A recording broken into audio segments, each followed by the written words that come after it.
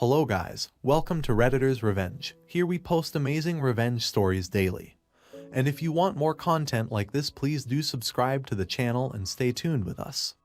Moving on to today's story about how someone who is jealous of OP burned down his fields. But unfortunately OP lost his son in that fire, and now he wanted his revenge for which he can do anything.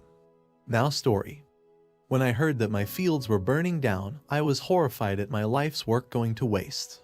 But as long as my family was safe, I knew I could restart again, but that the coming season would be difficult for us. We tried everything we could to stop the fire, but it ate through all of the fields and nothing was left. But it was not just my fields that I lost that day. My wife and I, our reason for living was in there, and when I tried to get into the field, everyone stopped me. Our son Sammy was our happiness, incredibly smart and always lightening up our lives. I hear his screams to this day as he called for me, "Father, Father." I felt the entire world crumbling down on me and I could not hold on to my sanity. I went into the flames and did not feel them burning me, but the workers pulled me out. I would have rather died in that fire if it meant that he would be alive. I will never know what his ambition in life would have been. I will never accompany him to school or see him graduate. He left a hole in my soul that will never be filled. But let me start in the very beginning, so you may know the reason for my family's suffering. My brother. I live in a third world country in a very small village. My brother and I were raised in the city and attended the best schools because our father was very wealthy. He had a lot of land and he sold his crops to some of the smaller companies in the country. We got everything we needed growing up in the city with my mother's sister because our parents did not want us to be educated in the village. My brother was the academic one who loved school and was my mother's favorite. I enjoyed any sports or activities where I could use my strength, and my best subjects were math and agriculture, which made me my father's favorite. So, when my brother turned 18 and I turned 18 the following year, our father gave us a choice. He gave us both an equal amount of money and told us to pursue our destiny with it. He wanted us to become respectable men in society, and not just boys who spent their father's money. My brother took the money and decided that he was going to study with it, and he returned to the city immediately. I can count the number of times he visited us at home because he was always busy there. After he finished university, he got a corporate job and started living overseas for the years up until my father's death. As for myself, my peers laughed at me for not choosing education. I went to my father with a plan to cultivate the land and earn maximum profit, but he told me that it was risky for him to start changing things in his fields. So I asked him for a small plot so I could show him what I learned in school and the ideas that I had. I think the right word to describe me would be a person with green fingers. It took me a long time before I had success. There was a flood one year that destroyed most of the crops and brought a very low yield that year. My crops were stolen once and I suffered criticism from my peers. They heard of the life that my brother was leading overseas and said that it could have been me, but I was spending my days getting burnt in the sun while tending to my father's fields. But in time, my fields flourished and I started distributing corn to one of the mills nearby. Then, my father gave me more land to take care of and I made it a success once again. It was as if anything I touched would instantly ripen, and we saw a higher yield as the years passed. We had one of the leading farms in the village, but now we were competing with the best in the region. When my father retired, he left me in charge of his entire estate on the condition that I got married. As there was a woman I had liked for a while and the relationship was getting serious, I sent a letter to her house declaring my intentions and we got married. Within a year she gave birth to my son Sammy. I heard that my brother also got married to one of the wealthiest women from our country who had been overseas for a while. He was the envy of most people, but I did not compete with him as I knew that I was happy with my simple life. But my life was not so simple anymore because I was now very rich, and all those who criticized me were eating their words and begging me to become business partners with them. My father was very proud of me for bringing honor to our family, but yearned to see his son who had been overseas for some years now without visiting. We asked my brother to at least visit us several times, but his answer was always that he was busy, and they needed him there. Unfortunately, my father passed away when I was 28 years old. My brother finally came home to visit him and was very regretful because he missed his final moments. As the oldest, he took over the funeral arrangements, but I felt that he had no right since he abandoned Dad for those 10 years. But he was impressing all the relatives with his flashy suits and fancy English. Weeks passed after my father's funeral and I noticed that he did not have plans to leave. My wife told me that his wife was complaining that the village was backward and could never support their lifestyle, but my brother insisted on staying. In our culture, there is no such thing as a written will. Some people have a paper where they write who they want to inherit something, or they tell a trusted member of the family. Most times, everything is passed down to the oldest son, but that is if the father did not specify who his heir was. I was now faced with the possibility that my brother was going to take everything away from me, but I felt it was not possible because he had his perfect life elsewhere. A few days later, he called for a meeting with the elders. In the meeting, my worst fears came true and he declared that he wanted to stay and take care of my father's estate. I told him that there was no need because everything was taken care of by me and my father knew it would be in good hands.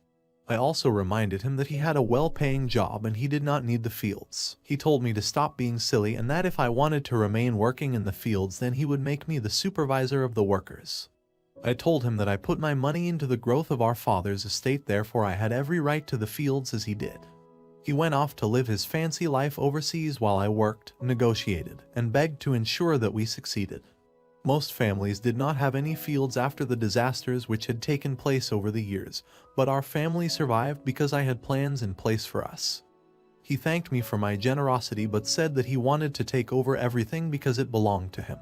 That was then my father's younger brother, who was one of the elders in the family, said that I was the rightful heir. But how could it be, was the question in my brother's mind, and it was simple. Before my father passed away, he confided in my uncle to tell him that I was his true heir when it came to the family business. He said that my brother chose the Western world while I chose family, and therefore, I had proven to him that I was the perfect person to be the head of the family. It is incredibly rare for the youngest son to be named the heir when the oldest was alive, but the elders all came to the decision that I was the rightful heir to our family, because I had shown qualities that they required in the heir. My brother did not take it well, and he started to insult the elders, calling them uneducated and spineless for giving me what is rightfully mine. He tried to fight against me by going to the village chief and pleading his case, but even the chief decided that he knew nothing about village life and would not be useful as the head of the family. Unfortunately, this caused my relationship with my brother to worsen, and he promised to try everything he could to take away all I had.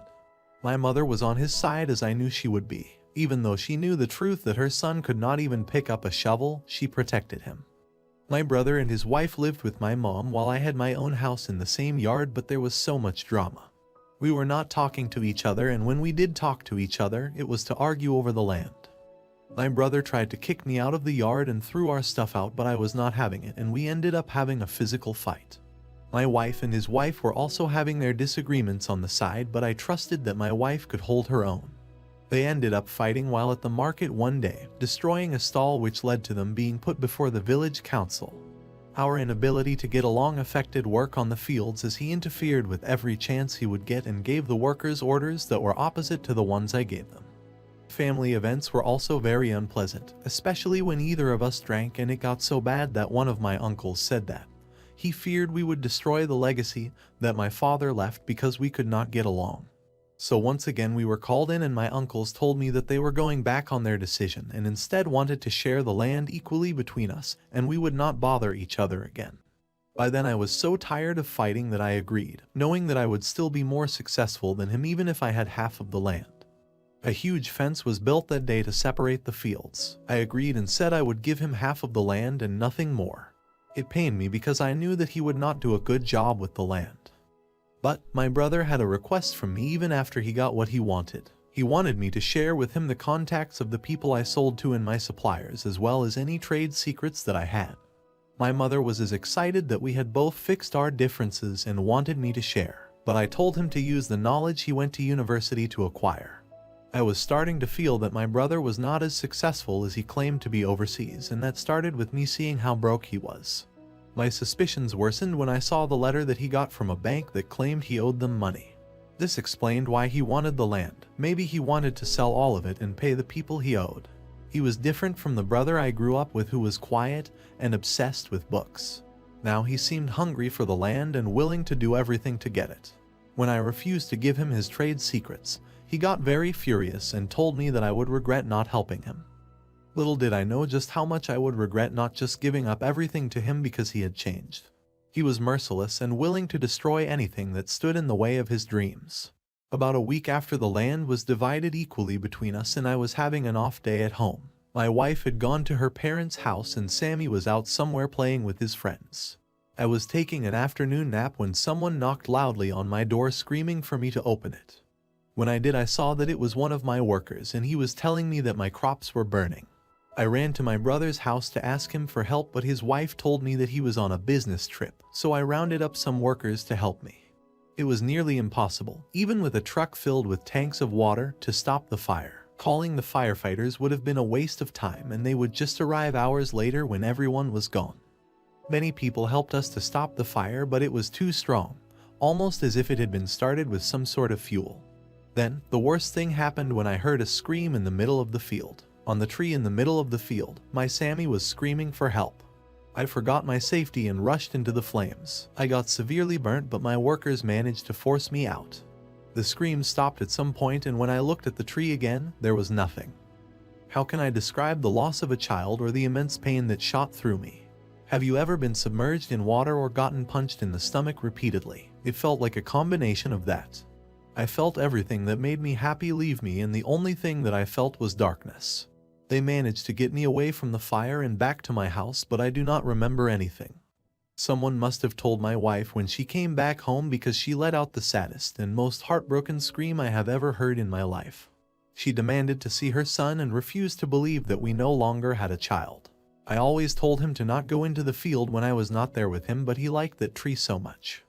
I wished I could have turned back time and not taken an off day. I wished that it was me who had been in that field and not him. I could not even look at my wife or answer her questions when she was asking me how I let him die. That is because I do not know why. Why did I not fight harder to run to the tree, or why did I not forbid him from going to the field on that day? Now, our entire livelihood was gone, but that cannot compare to the loss of a child. There was not even a body for us to bury and get some sort of closure. When my brother found out that my child was gone, he was horrified and offered his support to me and my wife. He was seriously puzzled as to how my son was in the field when it burned down, and he kept on saying, "Not Sammy, not Sammy." He apologized to me for the conflict between us and said that it was his fault that it burned down, but I told him that there was nothing he could have done.